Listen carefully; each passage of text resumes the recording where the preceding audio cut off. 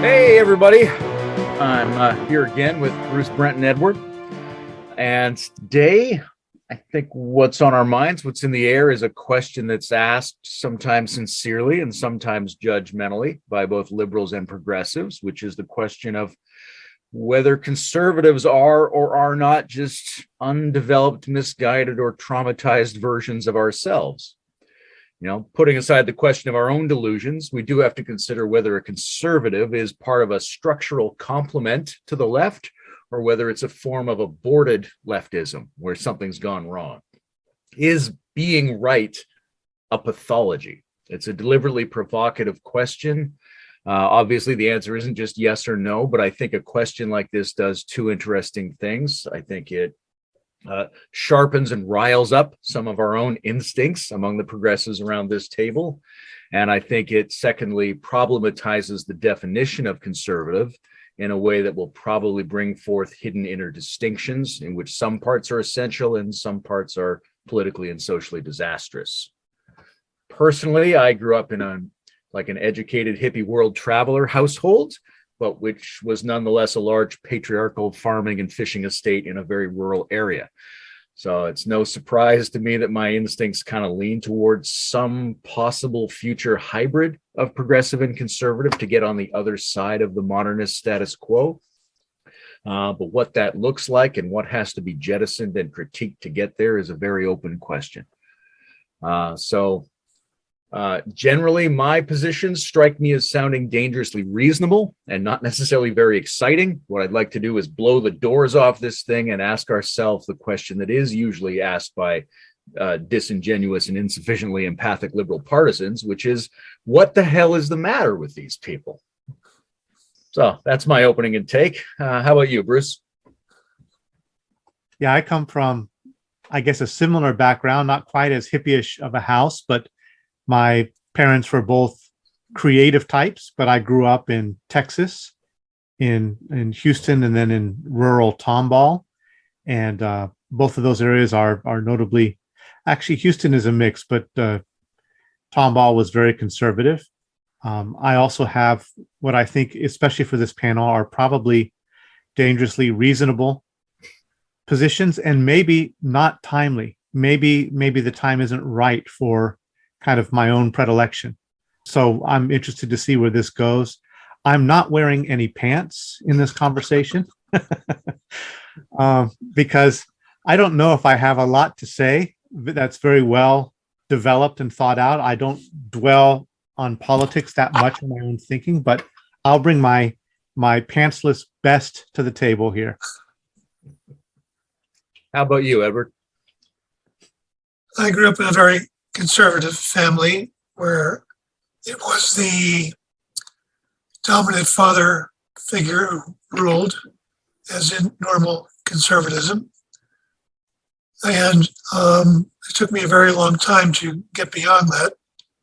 It took actually education and being exposed to those commie ideas in college before I finally saw that there was an alternative.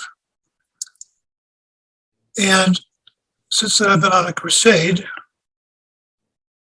to promote what I call progressive ideology, which is not Republican or Democrat, but it's a critique of both of them. I would hesitate to call it integral because I'm kind of adverse to that word anymore, but something akin to that, something tries to find some balance between what's valuable in both of those worldviews, but yet is neither of them. And you, Brent? If we're going through our kind of political backstory, family-wise, my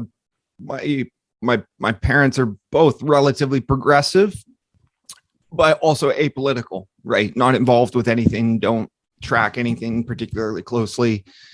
My dad leans conservative, which has always bothered me. But it's revealing, right? Because I think a lot of conservative voters don't think it through, or they're doing it based on whatever the sort of branding or talking points or propaganda is.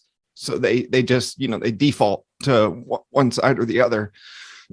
but I've always been very radical, very progressive.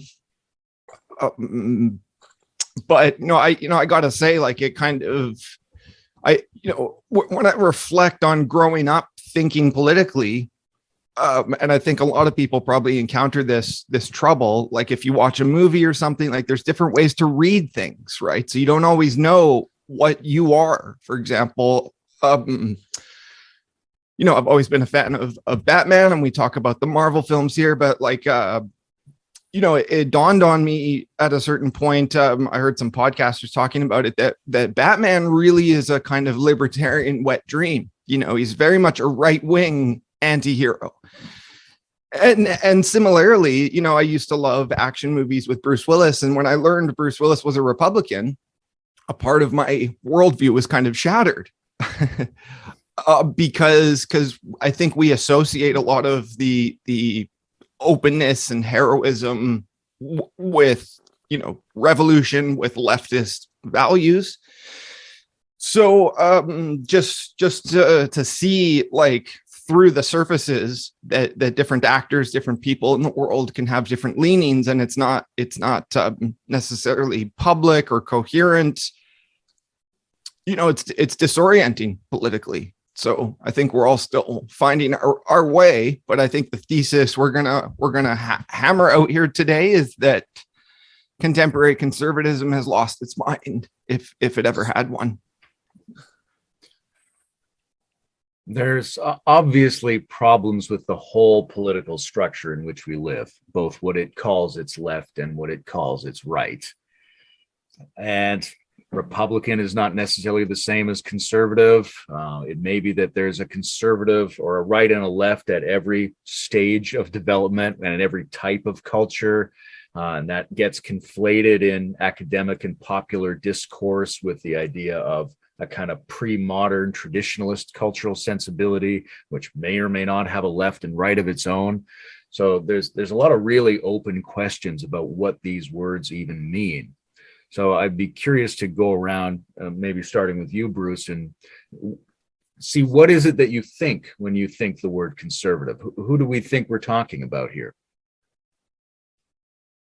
Yeah, first I would just comment that I was also thinking, in line with some of our past discussions on religion and the need possibly for a new taxonomy, that the labels that are commonly applied to these groups are likely too crude and not sufficient to really map the territory accurately anymore, especially given that under the single flag of republicanism or Democrat, you have all kinds of actors joining with different agendas and not necessarily really aligning in some fundamental ways. And so there's a lot going on underneath the surface.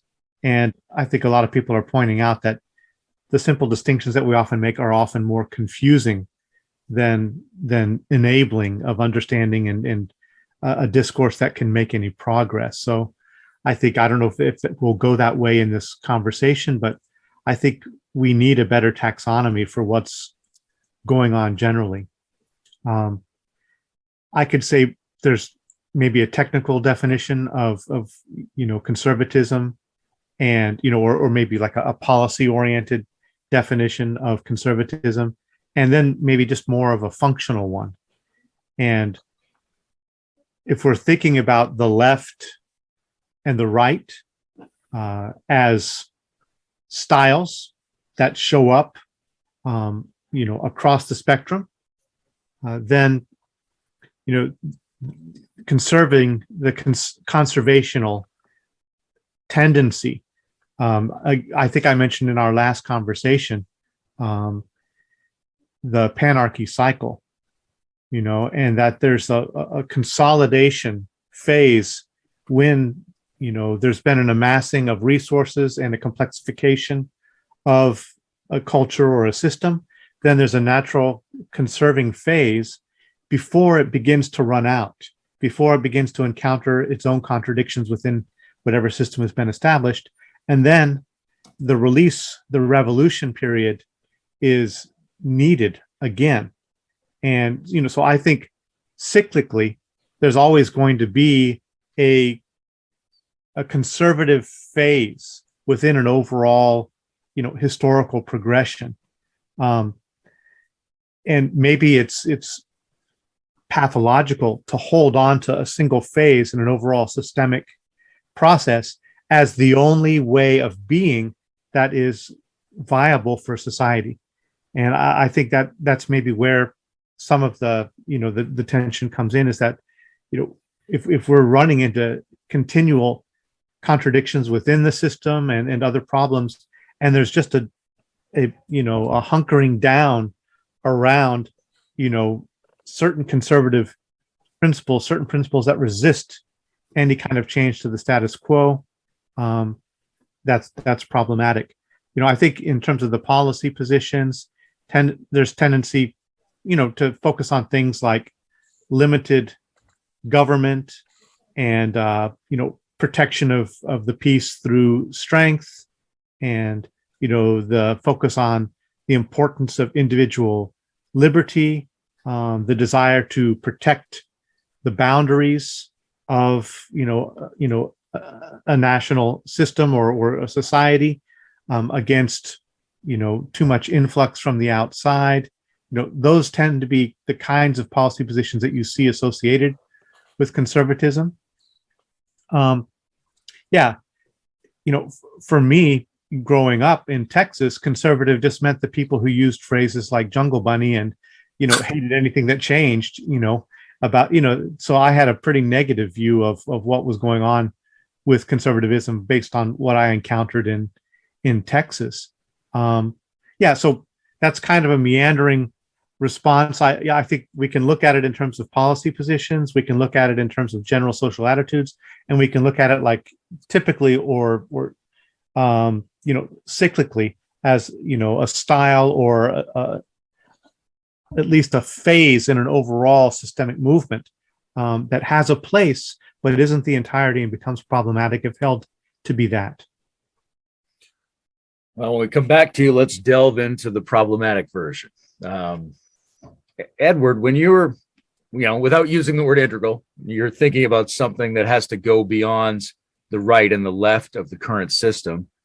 What is it that you think of when you think of the right in the current system, and what role does the right play in generating the insufficiencies of the society we live in?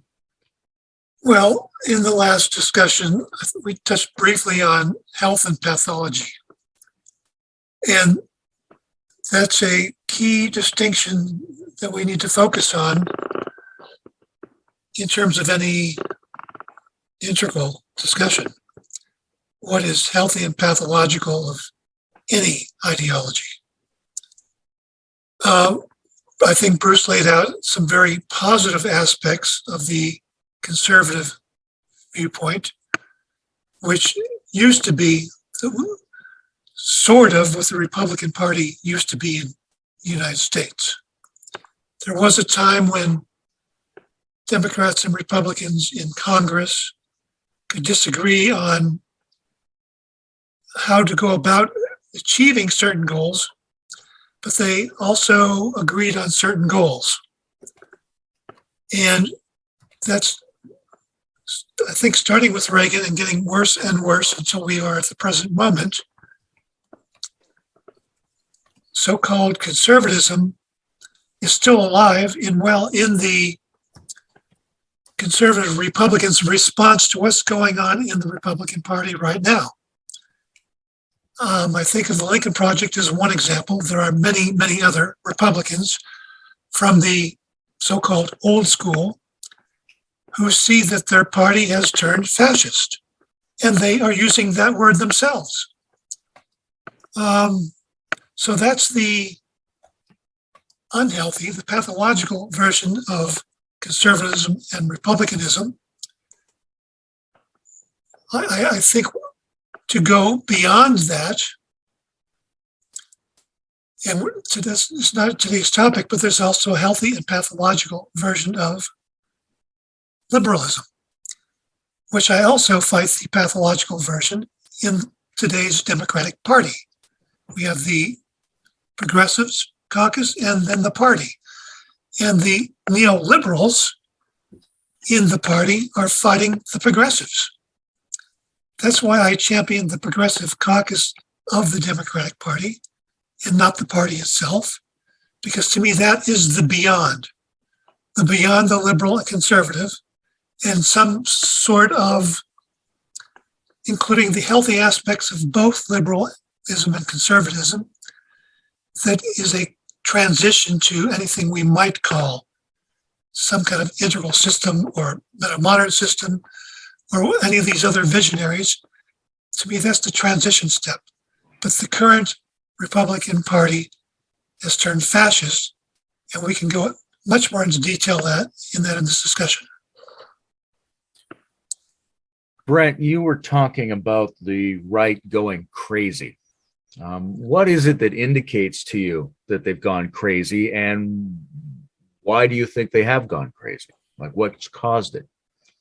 Yeah, well, first, I just emphasize everything you guys said is accurate too. There's a lot of nuance there, and just as a general point, this is not new, but it's important to stress that you can have multiple political views, right? So you can be socially liberal and economically fiscal, whatever.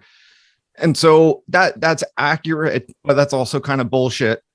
Maybe we'll loop around and touch back on that and what I mean. But as for, what is the evidence? Conservatism, republicanism is crazy, lost its mind completely. Well, aside from, Trumpism and kind of that emphasis on the the seediest controversial characters available, media-wise, Ben Shapiro still dominates on social media, on Facebook shares and stuff like that. In fact, the whole top 10 is dominated by a bunch of right-wing thought.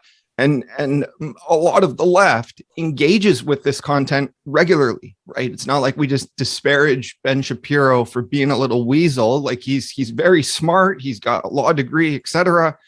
But he's deeply reactionary and regressive, and sort of hyper conservative, and in some ways trying to represent a fresh face and a turn of conservatism. But instead of doing that, instead of leaning into the positive, he used to do a segment called Good Trump, Bad Trump. Eventually his brand is still that everything on the left is bad and everything on the right is relatively good and sane. And so, and there's across this space, there's left-leaning actors that are also problematic, right? Like Joe Rogan, for example, he endorsed Bernie casually, and we'll take it. I think a lot of the people that were reactive to that were misguided, but the underlying point I'm making is that the media sphere is deeply compromised, and it's compromised in large part by ceding territory to right wingers and to playing the discourse game and the worldview game, frankly, by incorporating a lot of neoliberal assumptions. So contemporary liberals, the Democratic Party especially, they're very beholden to conservative ideas and movements and money flows, right? And such that, of course, it's a truism that there's one party in the US, kind of the oligarchical party that controls both political parties. But so to flip your question around, Layman, I'd say, like, well, where is the evidence that conservatism is there's hope, or there's legitimacy there, or that centrism can work, right? And people always point to the same pundits, Andrew Sullivan, like just people who are sort of well-known, prolifically published, but really just unhinged in their their compass, their moral compass, their epistemology in terms of, knowing how to navigate culture war issues. So to bring it full circle quickly, I would emphasize that our problem in our collective spaces is still that we don't know. I've just stated what I think are clear, unobjectionable facts about dominant conservatism. But the problem is we can't have open, honest conversations about how that's infiltrated our discourse in subtle and unseen ways. One of the things that comes up for me when you say that, Brent, is the sense that centrist liberals use conservatives as a way of allowing them not to move in a progressive direction, right? That there's this issue like it's Trump that gives us Biden, or a centrist loses an election and then they sample some conservatives who say they were too far to the left, and they go, well, I guess we were too leftist, we better pivot back to corporate centrism. So there's the way in which, whether or not conservatism is pathological, it plays a pathological role in allowing liberals not to advance. And that's very worrying. Bruce, we're going to come back to your sense of what's problematic in conservatism, but you also talked about the difference between the temperament and the moment and the policy proposals.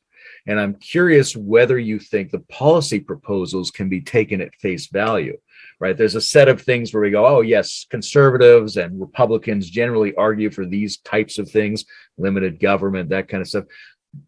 Do you think they're serious? Right? Do they want those things, or do they say those things because they want something else?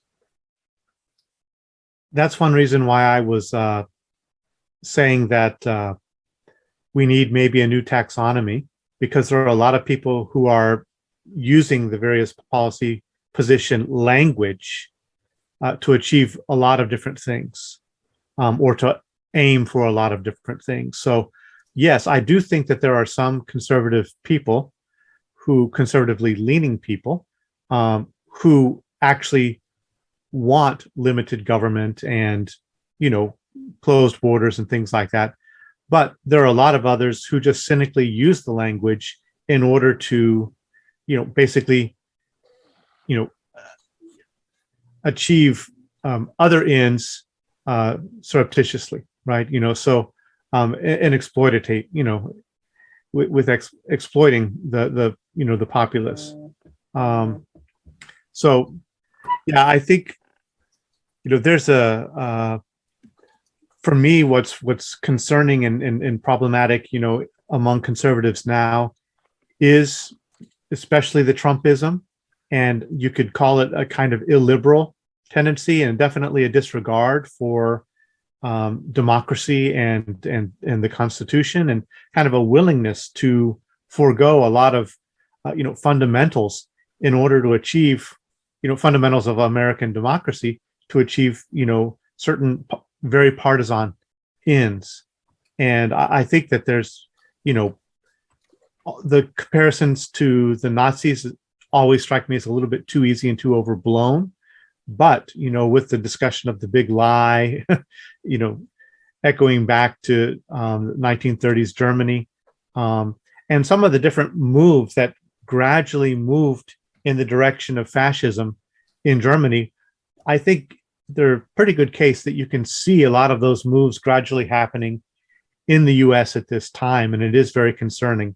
I maybe wouldn't go quite as far as Edward and say that the Republicans are totally fascist, but I believe that there's a strong movement in the direction of fascism by a number of prominent people in the party that's really concerning.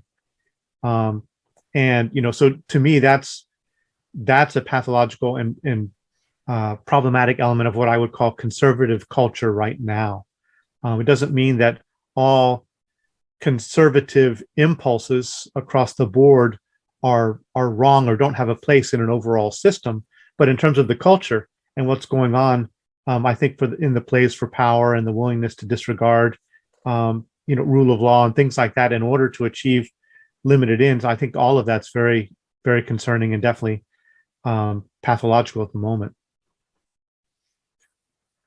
Edward, I know you've been interested in the work of Lakoff and this notion that we, because of our different domestic upbringing situations, we get different overlapping neurological frames about how to metaphorically make sense of the world. And the distinction he kind of makes between the types of families that lead you toward a more dominant conservative framing and a more dominant liberal framing, they don't seem to be just equal interesting options. One of them seems to be a little bit more unhealthy than the other. Would you say that's true? And how would you distinguish between those frames? Well, I don't know that one is more unhealthy than the other. I think in its current expression in the Republican Party, they have taken it in that unhealthy direction. But for Lakoff, he distinguishes between the authoritarian strict father family structure and the more liberal nurturing parents structure.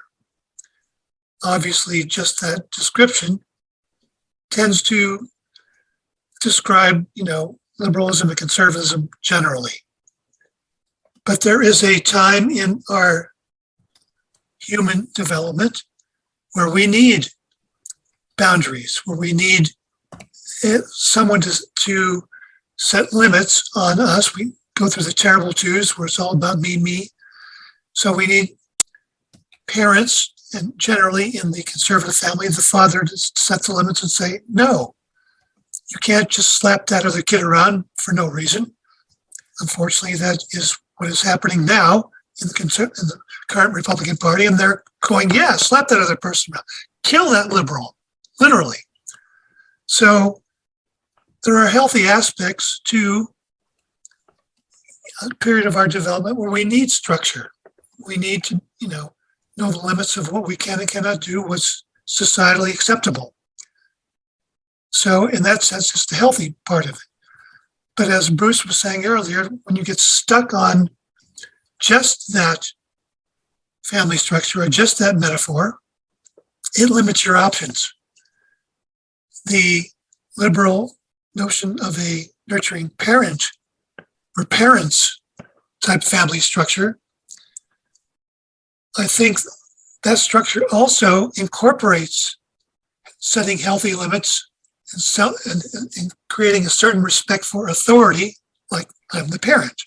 So those are the positive, healthy aspects of conservatism that is included in that family structure. Of course, the reverse of that, the unhealthy aspect, is letting your kid do whatever he wants. And I want to be my kid's friend. Those are some of the unhealthy aspects of that family structure. And kids grow up to be entitled, and hence all the legitimate critique of, some of the liberals of, not having those kind of healthy boundaries. But the healthy version is including creating respect for authority, but also trying to balance that with creating and allowing the child some autonomy and some room to think for itself. So bringing it back to the current Republican Party, as I said, they've gone to the really unhealthy pathological version to, for example, one of their healthy notions is law and order. Well, they don't, Trump and his coterie don't have destroyed every law in the books, and they get away with it. So for me, this discussion is focusing on the unhealthy aspects of that family structure, and as really played out in the metaphors of politics, and how that is a direct attack on democracy and is acceleratingly destroying democratic institutions and belief structures. And like Bruce, we're going down that road to fascism on an increasingly accelerating pace. There's a lot of interesting things there. And I think you said several times that sort of the contemporary Republicans exemplified in Trump aren't actually behaving in ways that we would think of as very conservative. right? They're pushing beyond limits, they're overreaching, they may be regressive, but they're not very conservative. They're not really respecting law and order. They're not really creating patriotism. They're not really doing any of the things they seem to be standing for. You could make an argument in which somebody like an Obama is actually much more conservative than somebody like a Trump. So we might be looking at a more primitive version of a liberalism rather than looking at an actual conservatism. And that's part of what Bruce was saying, is we might need different categories or better analytics to actually read these situations properly. But my question for you, Brent, is when you think about the different kinds of, when you think sociologically about the family structures and the value structures out of which conservative and liberal individuals emerge, do you think they're sort of that there's a rather equal chance that they could both be pathological or they could both be their healthy versions? Or do you think there's something connected with conservative upbringings and conservative values that lends itself towards regression? I'm inclined, to think it's the latter, that it's all bad and it's all regressive. And I say that just because, there's a lot of hypocrisy in that regard, like the so-called sacredness of the family. And then like conservatives that, like Trump has had 3 marriages. And so it's just become part of the norm that nobody really lives up to that standard of a perfect family, and nobody should. And again, I think it's just one of these cliched ways of thinking, a reductive way of thinking that, conservatism is about this, right? It's certainly part of the branding that they can just fall back into that they're pro-business, they're pro-family, and the left just wants to tear down Western civilization. But again, going along with what you guys are saying too, regardless of what we think normatively conservatism and liberalism should be, there's an underlying meta crisis and structure to all of that politics and all of our behavior that is just not getting anything done politically, and it's certainly creating a lot of obstruction. And we just can look at the Biden administration again to see the kind of filibustering and obstruction of the conservatives within the Democratic Party, right? They're just stopping anything from getting done. And so there's all these parallels between what's happening in terms of governance and legislation. I think it's mirrored by the culture war kind of paralysis, right? So we're kind of stuck in talking about, individualism versus systems, and this idea of racism and critical race theory, like it's in the news every day. It just won't go away, and this has been a constant for like 2 years now. Whereas the point is, like, if any of these conservative skeptics could get over themselves and get through the language barriers, they'd recognize that systemic racism is real, institutional racism is real. And we can say that it's real because the macro analysis of this phenomenon is well supported by the evidence. Bruce, you were talking about the possibility that conservative and liberal play different roles at different moments in processes. And then there's a question about what moment are we in right now, right? Brent was talking about how conservatives within the Democratic Party in the United States are holding back the ability of that party to bring forward big changes that are quite popular and also address outstanding issues and accumulating crises. So there may be a sense in which there are times when we have to slow down change, when we have to be wary of new things that are being implemented. But right now, the background change that's accumulating from the systems we live in is so fast and so disastrous that it may be that it's absolutely radical to do nothing at this point, or to be moderate at this point is a radical thing, and that the only way we can get on top of this is with big change.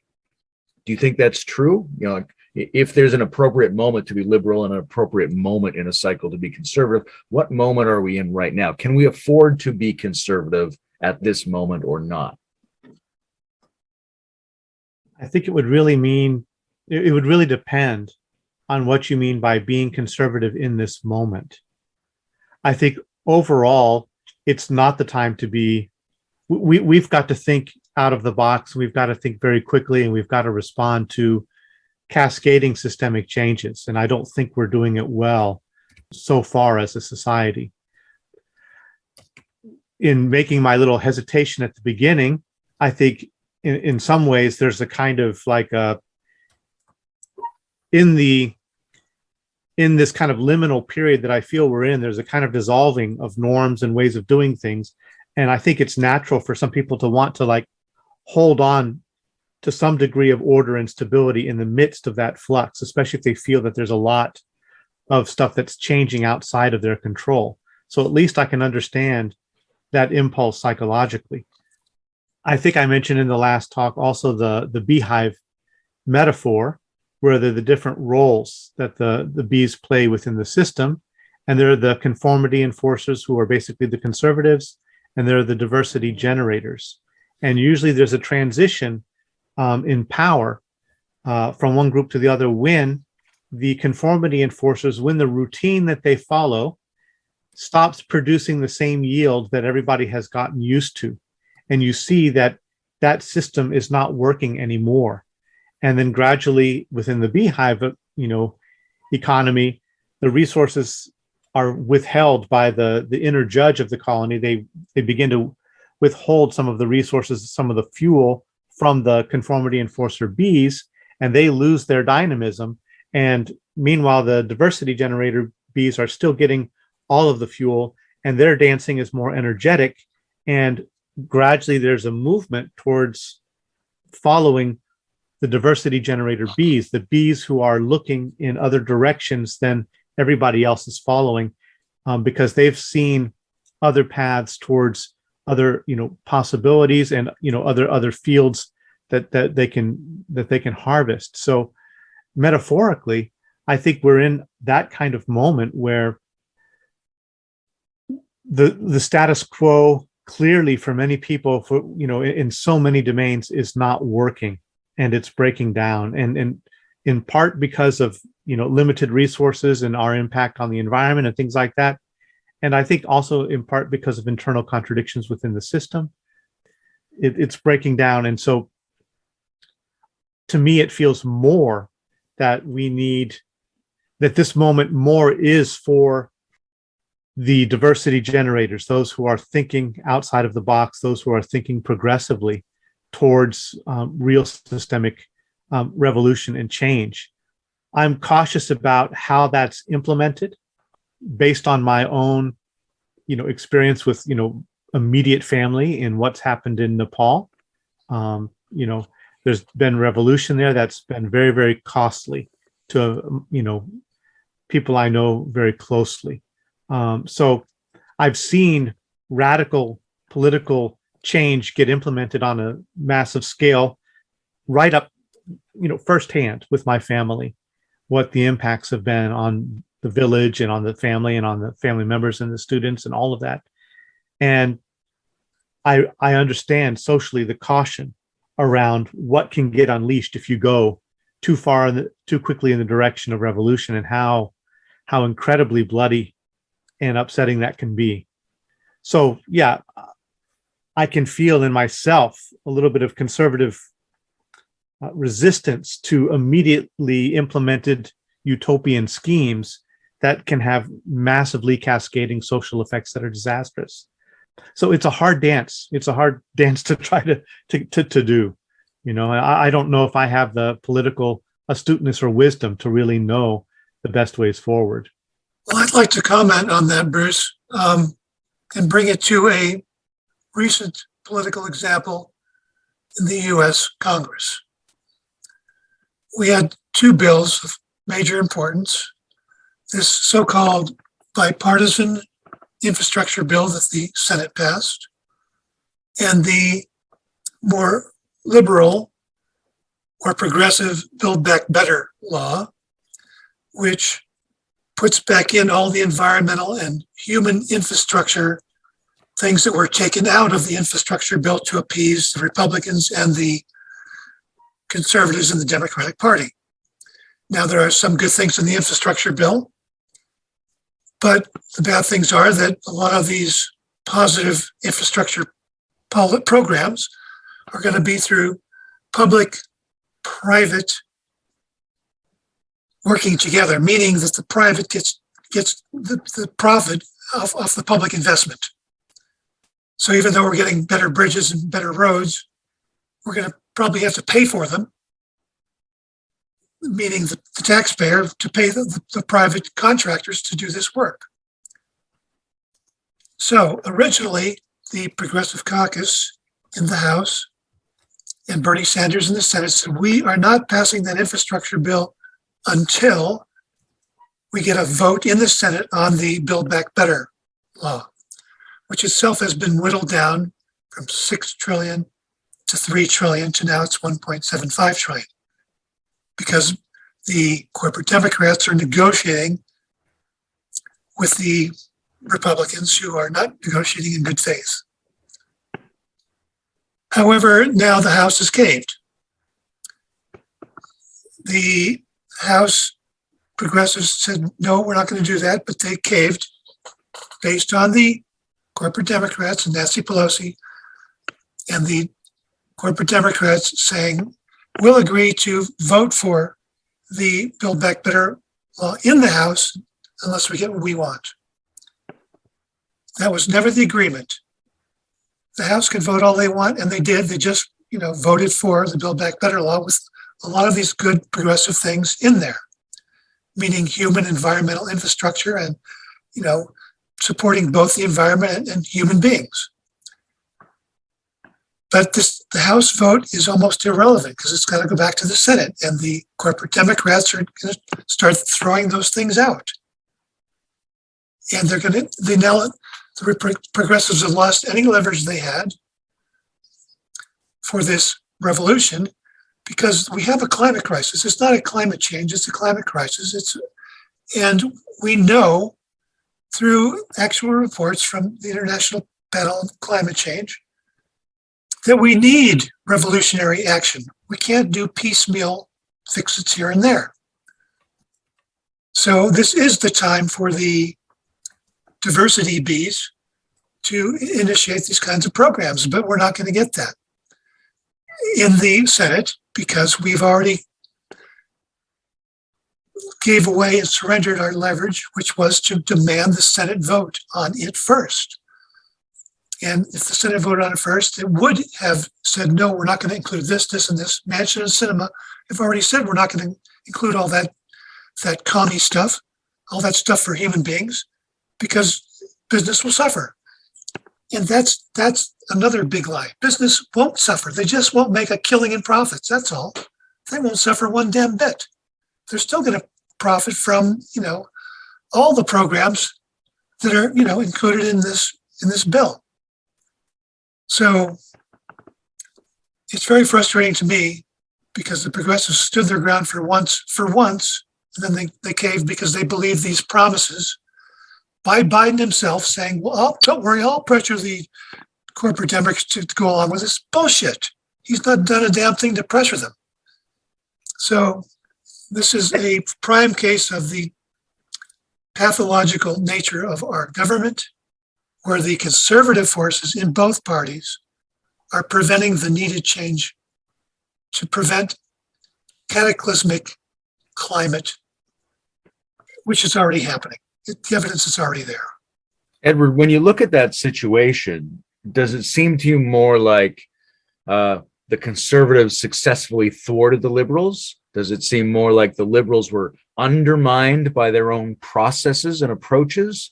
Or does it seem more like Biden and Pelosi and they never really wanted to do this and this is their desired outcome? It's all of those things, every one of those things. And I've said as much in my blogging following this closely. It's all of those things.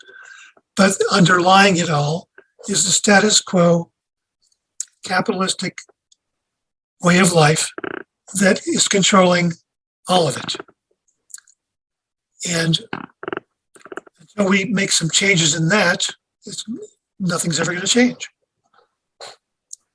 Brent, it's easy to be too partisan, and it's easy to play the both sides are equally problematic game. When it comes to politicians being under the ideological sway of corporate economic predators, do you see the Democrats and the Republicans in the United States as being roughly equal, or do you see them as one being more problematic than the other? Yeah, I'll always default to saying Republicans are way, way more problematic. But in the context of your question, they're relatively equal. This is a kind of Chomskyan point again. But to expand on that and double click on what Edward was saying, I had this thought pop up, like, these conservatives who they like Manchin and Sinema, they think they're supporting business in the abstract and in the general. But first of all, business doesn't need or deserve that support under capitalism. It's supposed to be a competitive system. But second, they're not, anything that they do is not supporting business, commerce, whatever, in the abstract and in the general. It's supporting it in the specific, as in specific companies, whether it's fossil fuels or defense contractors are benefiting directly. And then Manchin and Sinema are benefiting directly because they're taking money from specific lobby groups. But while that relationship is obvious, there's a self-delusion in that, I'm taking some general money from this general direction and I'm supporting some general business policies, right?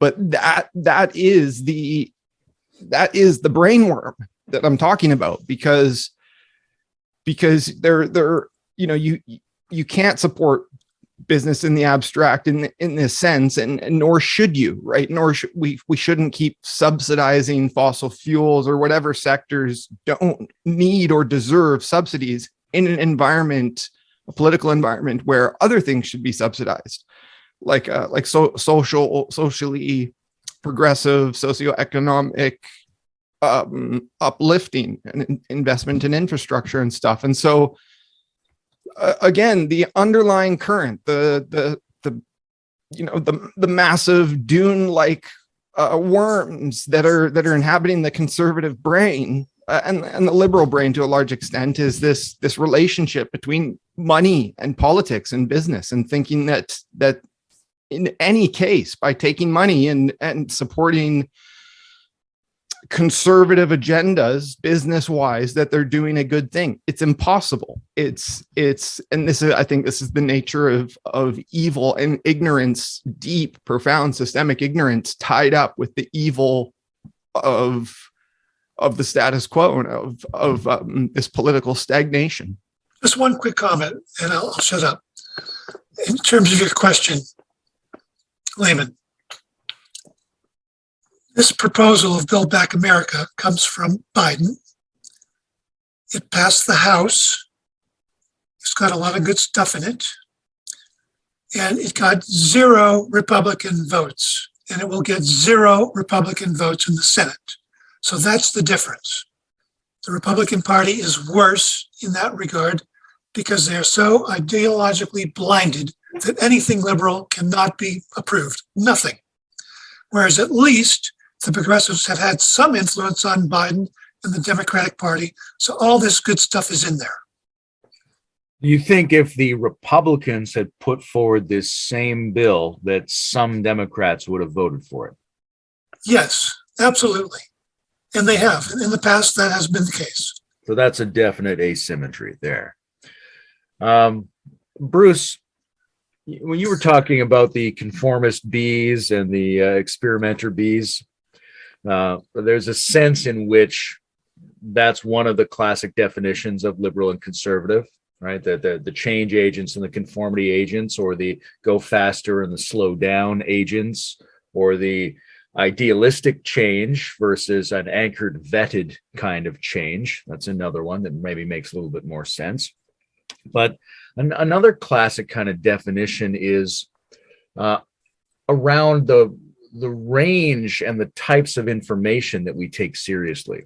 There's a sense in which liberals tend to believe in things they've heard about the world, and conservatives might tend to wait until it affects them personally, right? So a liberal might go through college and hear about gay rights and think that sounds great. And then you might have an older Republican politician who's been anti-gay his whole life until his daughter comes out, and then he changes. So he's waiting for it to be personally verified. And over the history, evolutionarily, of humanity, that might be a really good dynamic to have those two in play. Because things that happen to you personally can be narcissistic and self-centered and blind you to other people's needs. But things that happen generally can be bullshit. We can talk ourselves into all kinds of things that aren't realistic because we didn't actually check them with our real lives. But when it comes to what Edward was talking about, this emerging, already underway climate crisis, is that the kind of thing where we can wait for people to be personally affected in order to take it seriously? It seems like in order to get the jump on that, you have to hear about it and enact it before it's showing up in your life. And by the time it's showing up in your life, it's too late to take those preventative measures. So do you think conservatism is inappropriate to the moment in that sense? I appreciate your serving as the host in this conversation. Well, I think you have plenty to say that you should be a panelist rather than the questioner. If you want to take over hosting, I'm good with that. Yeah, no, I appreciate your questions too, but maybe we can, lift that burden off of you, that you don't have to only inhabit that role, because I definitely want to hear from you on some of those things. And basically, the way you put that question, I pretty much you also basically answered it, and I agree with the way that at least the answer I perceived in your question, which is that it actually, that's the whether it's actually literal or not, the boiling frog thing. By the time the frog is really noticing it, it's too late. And I think it really is the case right now that if we only wait for it to impact us immediately and personally, on something of this scale, it is disastrous. And it might, as Michael Dowd and some other people are already arguing, all the post-doom people, it might already be too late. There might not be very much we can do anyway. That was kind of the theme of our conversation last time around, was, maybe Dr. Doom has already had at least some immediate victories that we're just going to have to contend with. There are a couple things that were just, popping up in my mind as we were, proceeding here. And one is, it's around the perception of what's going on either side, and that being magnified to such a degree, to such a level of profound distrust, that it's really making it harder for us to act productively on immediately pressing issues like climate change, because it gets blocked, by ideological commitments and things like that, the ideological rigidity that Edward was just talking about. But one thing I was thinking here, I mentioned that my parents were creatives, in the conservative environment of Texas. They were creative people, but they've both become pretty conservative in their old age, and both are regular Fox News consumers and Trump supporters and things like that. And it's a disappointment to me. But Edward today posted a cartoon of an elephant shrieking about a little mouse marked with Marxism, and fleeing into the arms of this giant fierce mouse called fascism. And so that's saying that, the Republicans are identifying some Marxist strands within the Democrats and freaking out about that, but running in the direction of a much bigger threat of immediate, fascism. And that's pretty much where I sit. And that's pretty much how I argue with my mother, about some of the dangers that are unfolding. But if I want to play a empathic role, a 9, the role of an Enneagram 9. I can sit in my mom's place and I see what she sees. And she sees that, oh, Trump and these people, they're doing some, stopgap measures right now that are a little unconventional, but it's because of this massive threat that actually is looming behind the Democrat Party of a Marxist takeover of the whole country, right? And so they would have that cartoon absolutely reversed. And that is really the subjective world that they inhabit. And it's been built up, I think, by Fox News and other kinds of media outlets, by the work probably of the John Birch Society, probably of the Koch brothers, things like that, of very intelligent, socially influencing campaigns. So I don't know exactly where I'm going with this, except maybe I want to say two things. One, I think progressives and liberals are failing in not really pointing out clearly and strongly and regularly enough the kind of influence that things like the John Birch Society and others movements are having on the overall media discourse that's out there to shape, these perspectives and maybe to inflate what's going on in terms of the actual threat and what's actually going on. But two, I think maybe there isn't enough transparency on the left about actually what's going on within the Democrat Party. I think it actually really is true that there are a lot of people who want a communist government, who realize that they'll never get a communist government going under a communist label, and have basically entered the Democrat Party and are trying to achieve, communist goals through the Democrat Party. I think that's not a massive problem, but it's true. It is happening. I used to listen to communist. What are you like? What are you picturing when you say communist?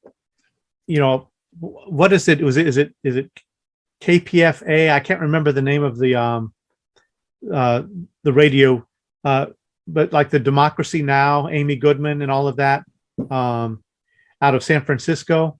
But there's I used to listen to that all of the time, but it became clear as I listened to it for years that mostly their talking points came from Marxism, and there was a tendency to kind of gloss over any mistakes of communist countries because they think overall the communist goal is good and the best way to do it is through democracy. And they're not just social democrats, they're communists who are working within the Democrat Party. And they've had plenty of guests on the radio that basically, pretty much their whole route ideologically and politically is out of communist thought. And, they still will speak the Democrat language. I just think the left needs to get better at actually talking about, overall making it really clear what's going on and where all of those ideas sit to help maybe poke holes in the boogeyman. I think there are those elements within, the Democrat Party, but I don't think it's the whole thing. And I don't think it's what's really, I don't think there's a looming threat of a communist takeover of the US, in terms of any kind of pathological forms of that have been destructive historically. So I feel like there's some need for some transparency there, or some better rhetorical strategies that help kind of address that, because I see, so many conservative people who are on my Facebook feed and in my family who just think Trump is a little bit of an unconventional strongman type who's not really a big fascist threat because he loves all of us. But the real problem is the secret, clandestine movement of communism that's working to take over the US from within. As I don't know if it was Brezhnev or somebody said that's how they're going to conquer the US, was by basically eroding it from the inside and co-opting it from the inside rather than a covert takeover. My mom still speaks about that after 3 or 4 decades. So how do we address that in a way that can really just pop the pimple, right? To get real about it, because to me, if we really want, the diversity generators, otherwise, I think we need to just look outside of both of the parties at something new developing, because they're so compromised and there's no trust of either one of them anymore by so many people because of so many internal contradictions and multi-ideological threads running under the same flags, that people are very wary of both sides. Okay, quick comment. I agree, and I myself constantly harass my progressive representatives to do exactly that, Bruce, to make it clear to the voting public that their own party is against we the people. But they won't do it because they are too timid, and they rationalize in their mind that if we don't stay united as a party, we're going to lose elections. Whereas poll after poll shows two things. The majority of the American public, including Republican voters, vastly approve things called progressive policies. Vastly, every one of them. However, the Democrats in the party, the establishment, first they want the money. They want the corporate money. They think they have to have the corporate money to be able to fight the giant corporate money that the Republicans get. That's been disproven by every single progressive candidate from Bernie to AOC. Bernie, for example, raised more money by refusing corporate donations than Hillary Clinton. That is phenomenal. Yeah. And exactly how what I call the fascists took over the Republican Party, the Tea Party, so to speak, was doing exactly that. They fought their own party. They fought the status quo in their own party, and they won, and they took it over. If the progressives are ever going to take over the Democratic Party, they have to be upfront and declare metaphorical war on their own party and the neoliberalism and the corruption in taking the money. So this comes down to, are the Progressive Caucus, are Bernie Sanders and AOC, because they're pictured that way by both the Republicans and the Democratic Party as being far left commies. Would you consider Bernie Sanders and AOC to be the commies, or is that just the fear that's created by both parties against them? I do not consider them to be commies. I think of Bernie as a democratic, socialist, and but I think it's more in the areas of the think tanks and the policy influencers and things like that. That there's been I think there are actual card-carrying communists going under the Democrat label, and it's not that there's no good ideas out of Marxism or anything like that. I don't think being a communist is necessarily a sin in any way. I think there's a lot of good ideas out of it, but there needs to be a lot of clarity around that, because I think there's such a boogeyman in the conventional American imagination about what a communist is. Right. And while there's I've heard a lot of rhetoric around saying, oh, Bernie's not a communist, he's a this. And I think you can make a very good case that that's true, but there's not really an acknowledgement but there actually are people who are communists within the party who are trying to take it in a particular direction. And, I think that's, it has to be addressed somehow. And I don't know the best way to do it, except that, possibly to, I don't think that it's hard to do that, because those elements within the party are pushing for some progressive ends that overall progressives will want. They don't want the full thing. They still want, I think the American system of government, just with different, values, progressive values. not a total revolution, in turning the US into a communist country. Yeah, I'm saying more than I probably should, because I told you I'm not that astute of a political thinker. But for me, that's an element that's there, that's not addressed, that I see is really capitalized on and magnified into like some pretty massive fears among conservatives who already, cognitive science suggests, are the type of people who are concerned with security and predictability and those kinds of things. So it's a big political battle. In that regard, it would not serve the progressives like Bernie and the Squad and AOC to engage in that debate, because, like Lakoff says, don't think like an elephant. When you start engaging in the debate on those terms, you lose. And that's why I promote progressive populism, because time and again, I just saw another recent survey, a recent poll, polling both Republicans, Democrats, and independents. People of all stripes relate to a populist message, whether it's the authoritarian fascist kind that they're getting from Trump and the Republicans, or the progressive kind from Bernie and AOC and the Squad. So that's why it's hard for the progressives to engage with that thing you're talking about, because then they're already losing the debate, engaging on their terms. That's why they need to focus on the progressive populist message.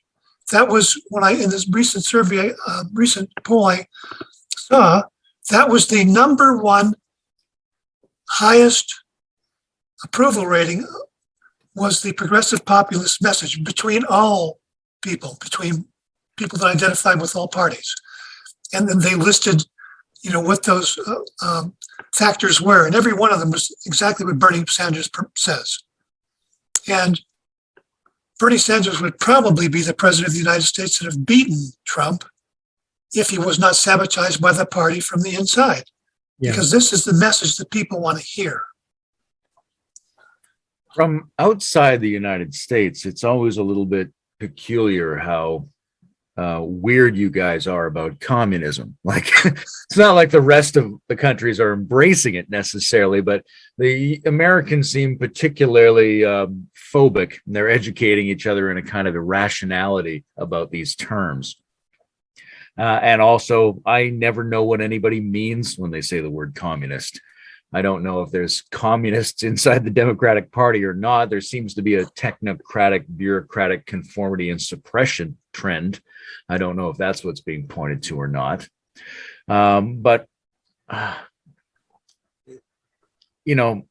Brent, Edward was just talking about the danger, Bruce was talking about the need to sort of have the Democrats or the liberals or the progressives distance themselves from the problematic things about communism. And Edward was saying, yes, but make sure you don't do that by trying to prove you're not communists, because then you've fallen into this trap where you're connected to that. The opposite of that might be the attempt to put forward progressive policies in a way that utilize a lot of the signifiers that many conservatives are attached to. Because one way to think about conservatives is that they're people who are very attached to symbols, right? They may not even know what communism is or capitalism is, but they definitely love capitalism and hate communism because something in their heart is associated with flag waving.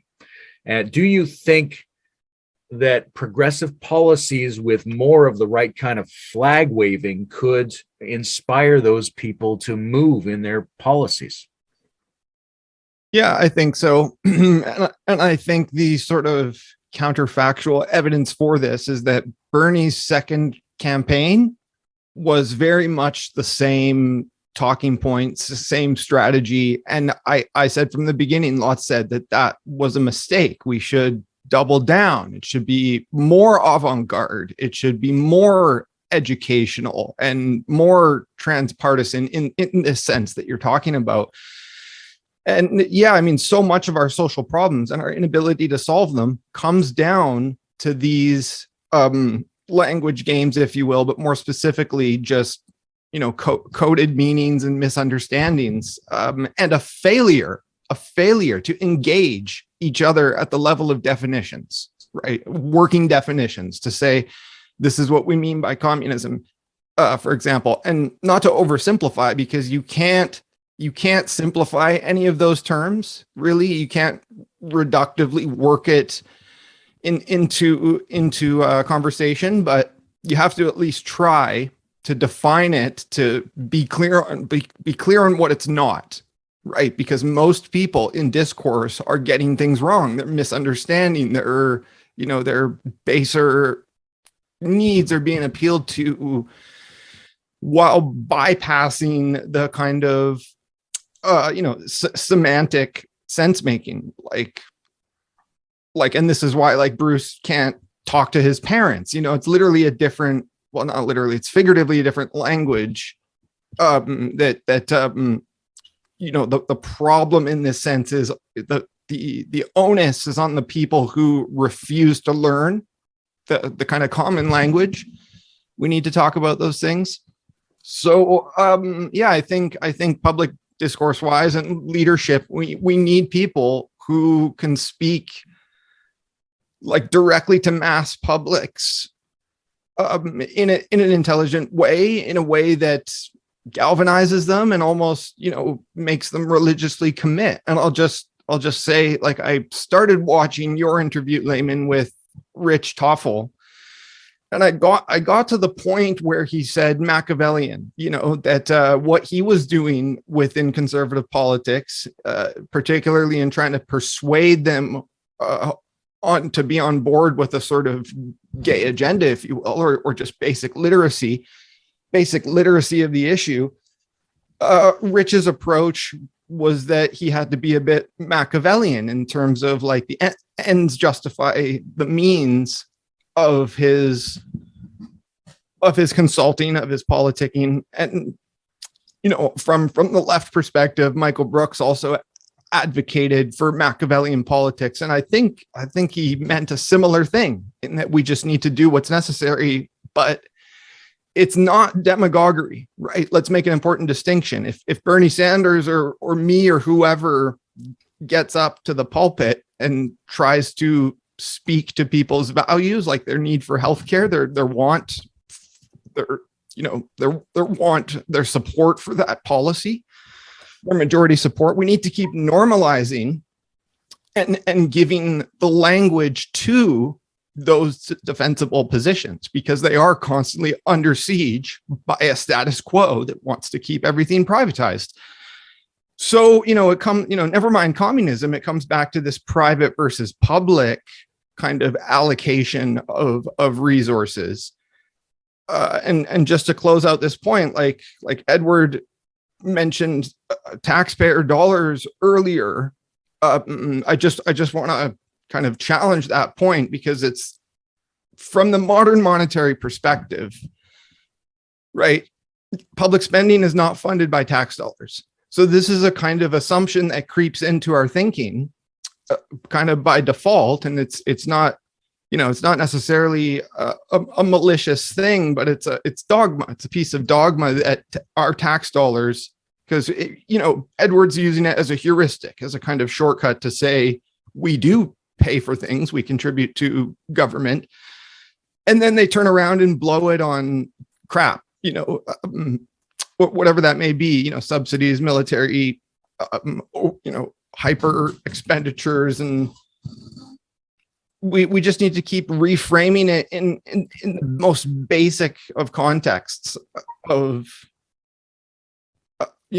healthcare, education, and universalizing these things, and that it's not zero sum in terms of how it's financed and how it's implemented. There's different arenas in which to be Machiavellian. One is the behind the scenes arena, where you're trying to make deals and arrange for people to get wins so that they can get on board. Another one is the public arena, where you have to apply some strategy or instinct to the way that you publicly communicate. And one of the things, Bruce, that it seems like conservatives do better than liberals is to lean into stereotypes of various kinds. And that seems problematic when you're a person who's deconstructed a lot of stereotypes or learned that a lot of caricatures and cartoonish ideas about people were wrong. That seems very regressive, and you almost want to chide people for doing that. And yet it's very ancient, it's very natural to human beings, and there's an enormous number of citizens who think about things in cartoonish terms, whether it's capitalism and communism, or whether it's the Mexicans, or whatever it is.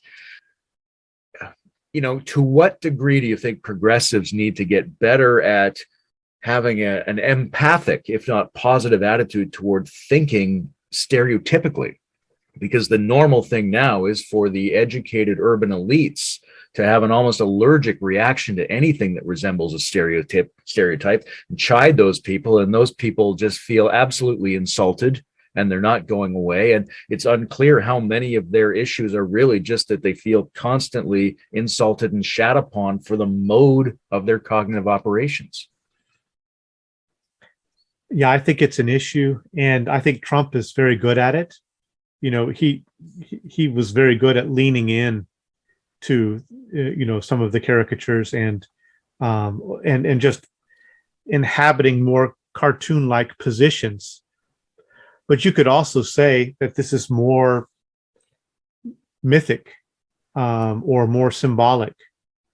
And I don't think, I think the left tends to privilege policy talk over symbolic rhetoric, and that's to the left's detriment.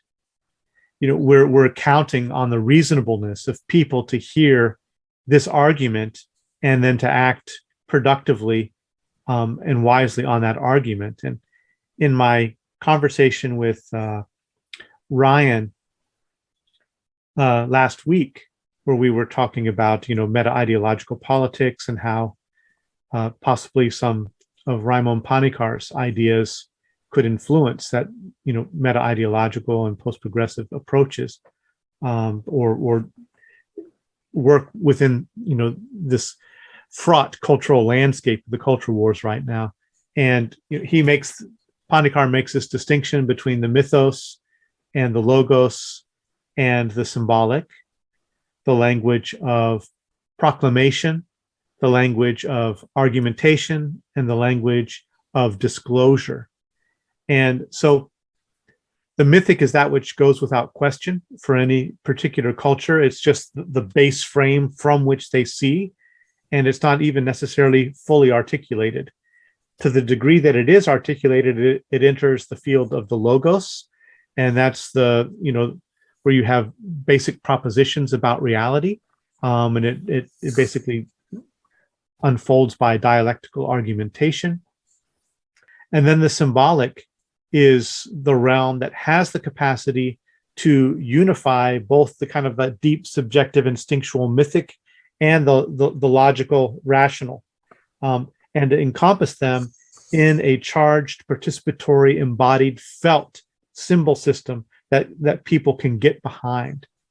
And that Panikar argues that the best way to speak across cultural boundaries is to, one, begin to understand the symbols of the other side, and hopefully mutually, but two, to begin to enact new symbols that can actually invite embodied emotional participation beyond just dry policy positions and rational arguments.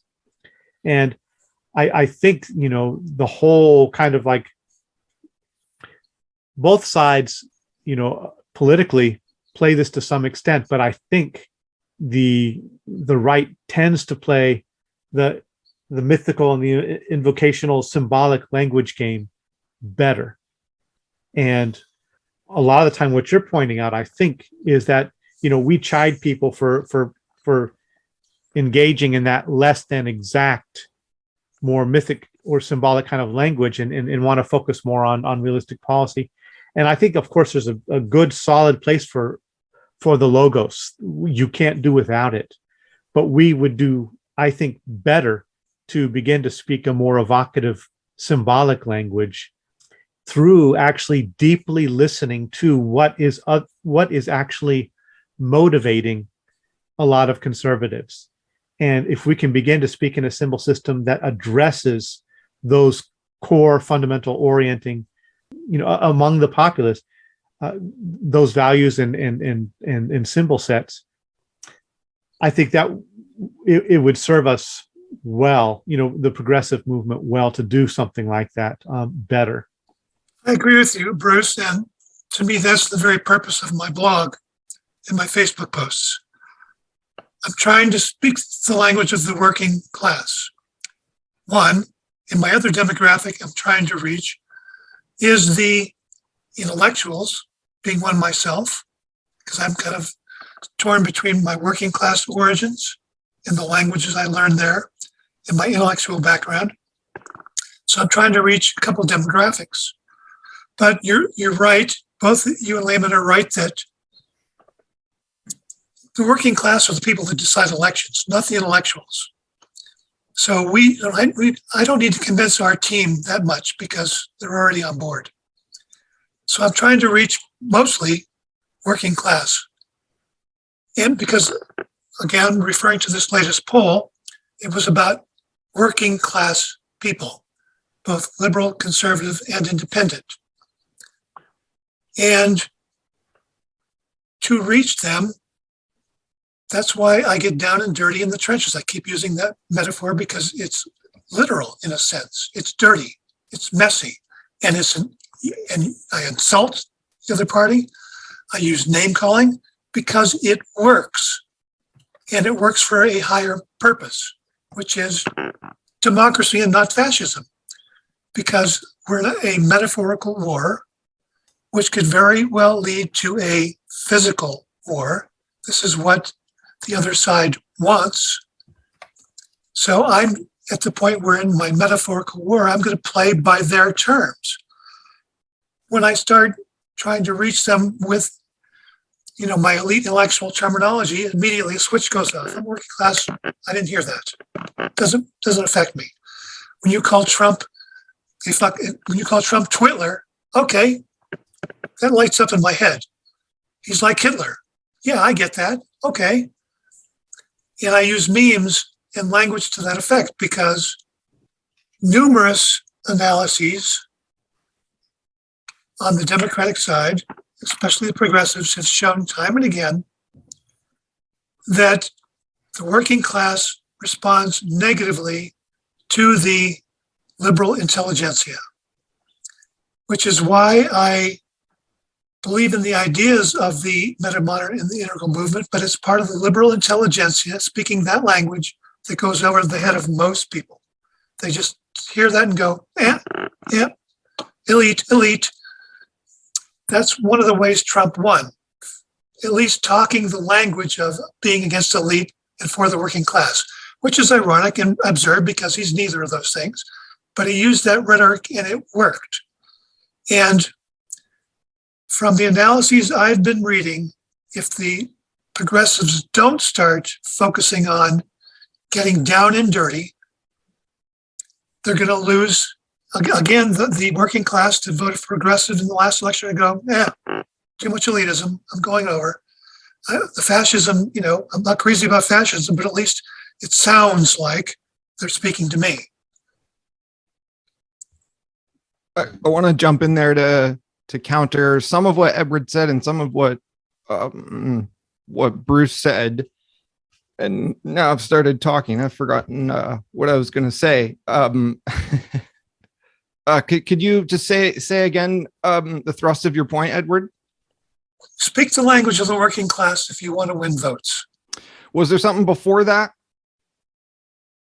I don't recall. Does anybody else recall? Well, I'll go to Bruce's point. I'm sorry, I forgot what I was going to reply to there. It'll come to me, but Bruce's point was to do with the left using more of this mythic, transcendent rhetoric and language and strategy. And what occurs to me is that it was partly there, right? You have people like Marianne Williamson and Cornel West, big Bernie surrogates, big intellectual superstars in their own right. So it was there. Mhm. And I hate to say this, I've said this to you guys over text, but like Jonathan Rowson, kind of world-class intellectual, didn't know who Cornel West was, and this is egregious because that's supposed to be in his wheelhouse and it's politically as relevant as you get to our moment. And I remember what Edward's point was that I need to reply to because it's related to that, and that's that we can't just appeal to the working class or to masses or whatever. We need to do a lot of work in our intellectual communities to build consensus and to convince each other of certain things, because this is precisely the failure of different metamodern circles, that they failed to converge intellectually on some of these types of facts or truths about reality. And so, in terms of our meta view, we need to come together a lot better to be more effective as individual public intellectuals when we go out and lobby to different mass groups. We don't have. Yeah, go ahead. I agree. And that's why I said I'm trying to work on two demographics. Mm-hmm. Mostly the working class to win votes, because if you don't win votes, you don't win seats. If you don't win seats, you don't get to enact policy. But the other demographic, as you know, occasionally, I used to do it a lot more, but occasionally I still engage with the liberal, metamodern, integral intelligentsia. Much less than I used to, because I'm frustrated like you are that it's not really gaining ground and providing that progressive base that they need to support. Sometimes it gets lost in the intellectually abstract and doesn't really grow down into the practical application. But that is one of the demographics I occasionally now engage as well. There's a sense in which the left is thought about in two different ways, right? A lot of people talk about the economic left and the cultural left. And, in the popular discourse, there seems to be a lot of ambiguity around that.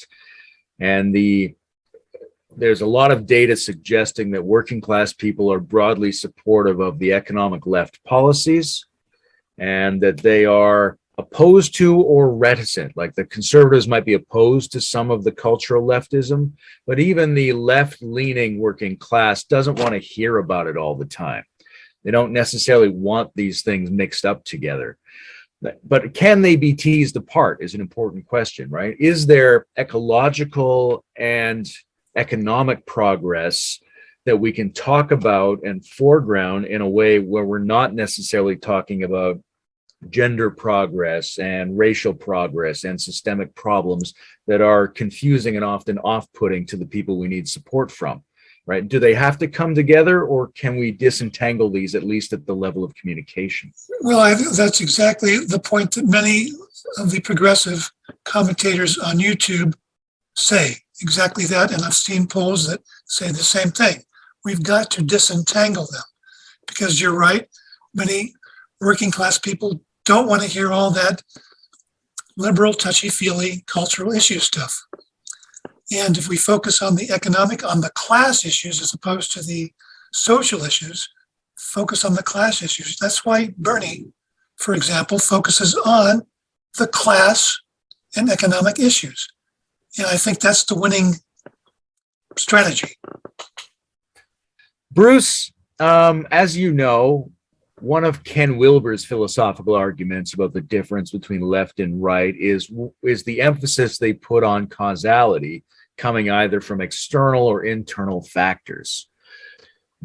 What do you think about that? Is that a viable way to define what a conservative is? Somebody who sort of emphasizes the interiorities of people as the causal determinants of their life conditions? Or is that just too tidy an idea? I think there's something to it, but it may be too tidy because of the way I can think, for instance, how, the conservatives self-conceive and how they talk about what's going on the left. I think if you get into the general structure of the general kinds of arguments, it does appear that the left looks much more often to systemic factors, environmental factors and systemic factors, and looking to address, the socioeconomic and other bases that influence values and perception and all of that, and inhibit or promote thriving. And the right will much more often focus on self-responsibility and self-initiative, and downplay the influence of the systems on people. And in fact, also with an emphasis on limited government, argue generally that we don't want too many complicated systems over us. We want to have basically free acting, independently autonomous citizens. So there's that degree of truth to it. But listening to a lot of right-wing radio, one of the most common arguments that I hear across the board from Savage and Hannity and Limbaugh and so many other kinds of people is that the left is driven by emotional cognition and is out of touch with practicalities, with on-the-ground realities, that the left inhabits an emotional ideal sphere and doesn't know how to get anything done on the ground, isn't practical, isn't realistic. Whereas they conceive of themselves as grounded, realistic, tuned into the actualities of the systemic constraints and all of that. So from that side of self-conception, they feel that they are more plugged in realistically to the realities of the system, and that the left is floating in this emotional ideal stratosphere that can't actually speak to realities on the ground or get anything done that's realistic. Brent, I wanted to come back to you on the same thing I asked Edward there, which is how inherently together are the cultural left and the economic left, or to what degree can we tease those apart, just practically and communicatively? Like, do they necessarily come as a package, or do we need to separate them? I'm not really sure how to answer that. I think there's a sense in which they're a package. They don't need to be separated. But maybe we could do better to articulate this fear. Like the right is certain that the left has won the culture war and that they control, the culture institutions, everything from universities to Hollywood. And there's certainly a kind of very progressive ethic that dominates, and it should, right? We want to kind of move the ball forward socially and on human rights and everything.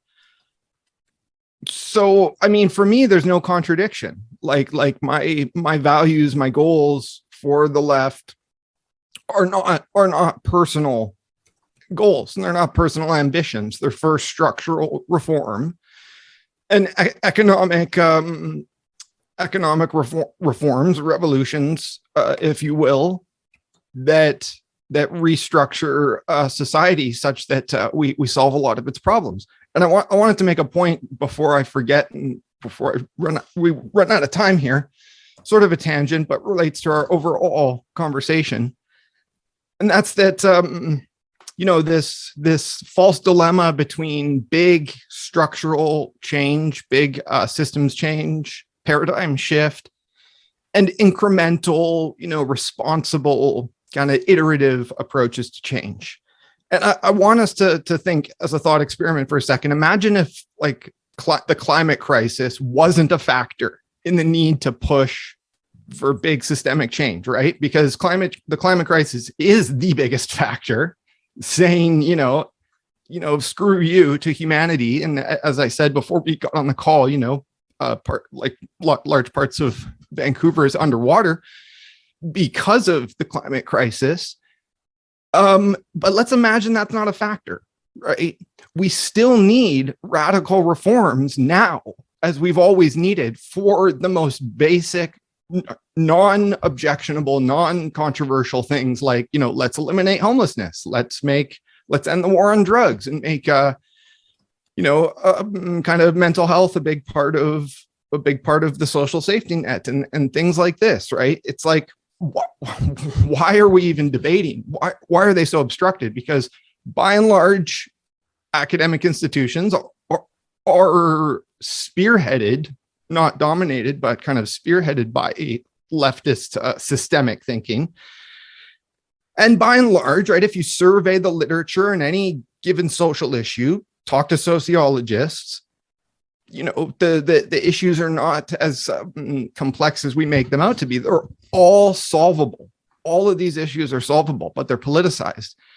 So again, ignoring climate change, why aren't we able to even talk about or make advances in terms of a big push for structural changes that need to happen? And so we sort of get stuck in between that debate for, incremental change versus big radical change.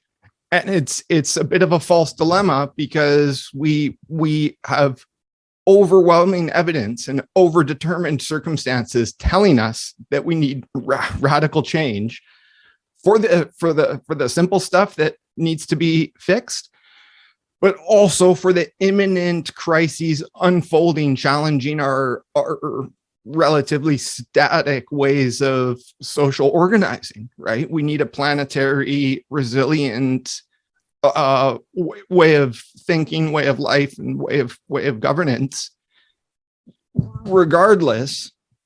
But these things like climate change should make it overwhelmingly clear.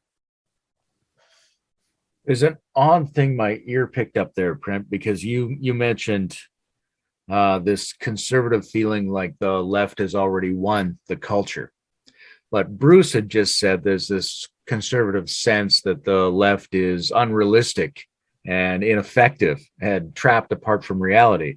So how can they have victories and also be unrealistic and ineffective? Right? It's a bit like there's a classic analysis of propaganda about Jews in Nazi Germany that points out that they're saying on the one hand, Jews are ugly and repellent, but on the other hand, seductive and, taking all of our women. They're absolute idiots, but somehow they've cunningly taken over the entire society. So there's a sense in which there's a much deeper tension that's being described because it can be described in logically opposite terms. So, it may be that we're probing around something that isn't even entering into the domain of language and reason quite properly. But I guess we're coming near the end now, and I think it would be interesting, since apparently I'm the host, if we thought about what it would mean to have what does a higher conservatism look like? In Canada, we had progressive conservatives, and they weren't. It was just a scheme for the most progressive major political party to rebrand itself. But there is a sense in which, I talked to Rich Toffel. He's a pretty progressive conservative. Bernie's a pretty conservative progressive, right? He's a gun rights folksy curmudgeon, right? Joe Rogan is a pretty conservative progressive or a pretty progressive conservative. It's a little uncertain. So what do we think about what kind of conservatives we would love to see? What's a healthy conservative? What's a higher level conservative? What's the right wing that could work with the kinds of progress that we all think there needs to be in the world? And that's open to everybody because I'm done hosting. My ideal for I want to give a shout out to dear Carol Murray, who's the lady who sat next to me in an opposite cubicle when I worked at a call center going through grad school. But she was very religious, very conservative. But for her, being conservative meant taking care of all people. It meant seeing that all people thrived. It didn't matter what background they were from. They needed to have the right living conditions. For her, it meant taking care of the environment because this is our environment. This is our beautiful country. So she recycled more than any liberal in our office. She really, paid attention to the ecological peril, But for her, it was a nationalistic and democratic and religious thing to do, not a communist, progressive, threatening thing to do. It was the right thing to do because she loved her family and her culture and the earth. And, so for her, it was just the enactment of a lot of the things that liberals care about, but all grounded within her overall sense that the world is God's world. It's a good world. People are God's children. They all need to be cared for, like that. So to me, she wasn't radical in terms of her politics, in terms of any kind of fascist leanings or anything like that. But she was down home, country, religious, and totally supported gay rights, totally supported, all kinds of things that are typically on the left side of the policy agendas. But for her, they were all held within her religious and nationalistic framework. The religion giving the universality and the national giving the dedication to taking care of the U.S. I can think of someone I promote frequently is the current Pope. Now, the Pope is still very conservative in some ways on some issues, which I don't agree with, but on other issues, he is expressing to me the healthy aspect of conservative values, like, for example, one of the things Bruce was saying about the environment. In one of his statements, I can't remember the technical name of them, he promoted an integral ecology and railed against the evils of capitalism and for the religious notion of being good stewards of the earth in terms of values, but also in terms of the kinds of political policies we need to do that. So, to me, he's a prime example, at least on some ways, some issues, an example of the positive conservative religious values that we need, and also to communicate to Catholic believers and emphasize them to reach them in voting.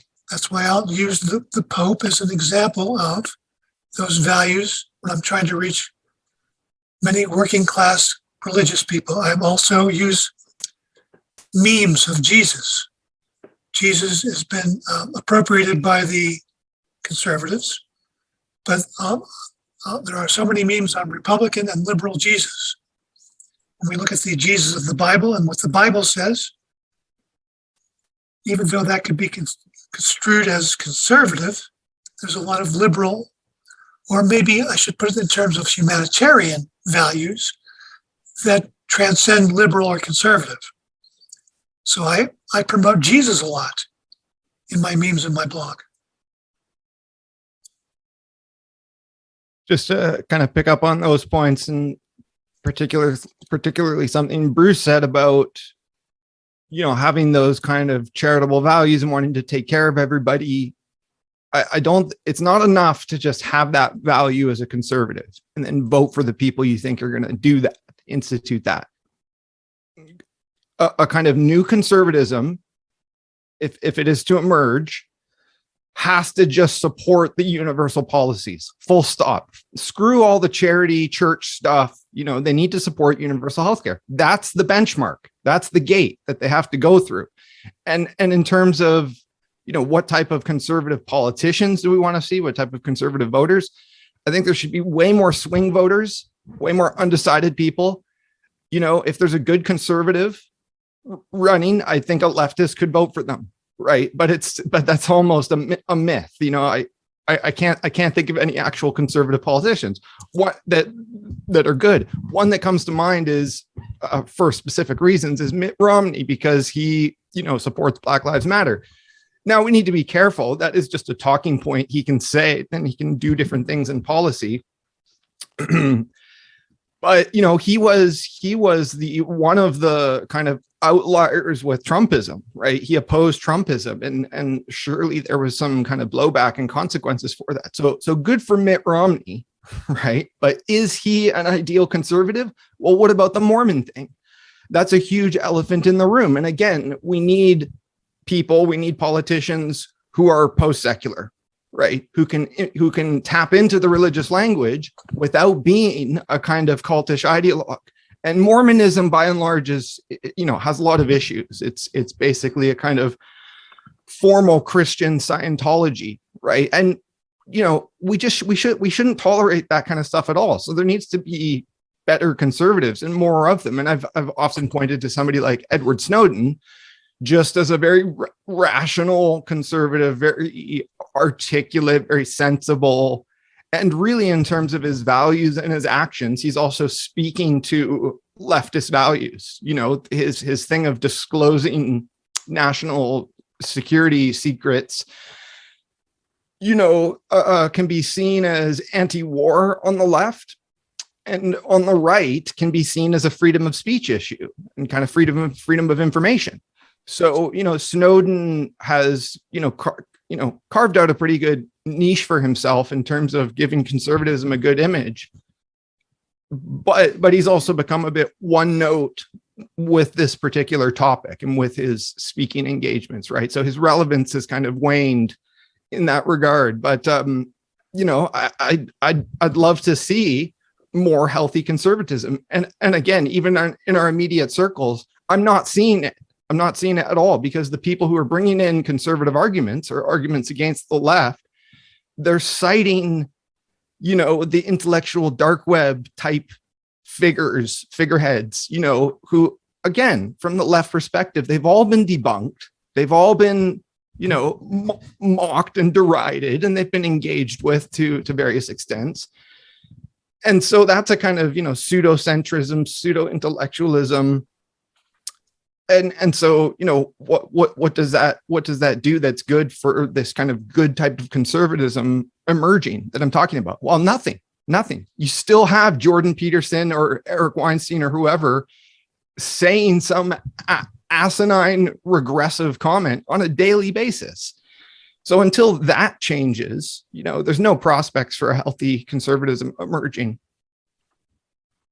What do you say, Snowden Layman? 2024. It beats the competition in terms Well, of. I just wanted to give a shout out to two Republicans on the January 6th commission, Liz Cheney and Kinzinger, is that his name? Again, Liz Cheney, for example, in terms of policy and war and the war machine, no, bad conservatism. But good conservatism, she keeps saying we need to operate according to the Constitution. And what happened on January 6th and what happened with Trump is against the Constitution, is against the values of, the nation on which this nation was founded. So in that particular respect, that's one example of a good conservative Republican standing up for law and order. And same thing with Kinzer. He's rabidly anti-Trump and rabidly against, what happened on January 6th, and trying to get to the truth of who in the Republican Party coordinated and conspired with the insurrectionists. There's a real strange thing here, which is there's a lot of great conservative values, and there's a conservative tendency to embrace symbolism. And then there are people who symbolically represent those conservative virtues, but don't actually represent them. So there's something about conservative mentality that's allowed itself to be sabotaged in this odd way. And we could do a whole nother discussion about what's gone on in the Democrats and the left psychology. We touched on a little bit that's equally sabotaged. But I guess as the de facto host, I've got to thank you all for being here and say the level of nuance that's coming in is great, and the degree of convergence is pretty strong. And I think if the four of us have a lot of feelings and opinions in common, that stands for a lot of other people who also could get into that same thinking and feeling state. And then I hope we do some more of this, and maybe next time we'll just rotate through instead of me thinking I have to be the questioner.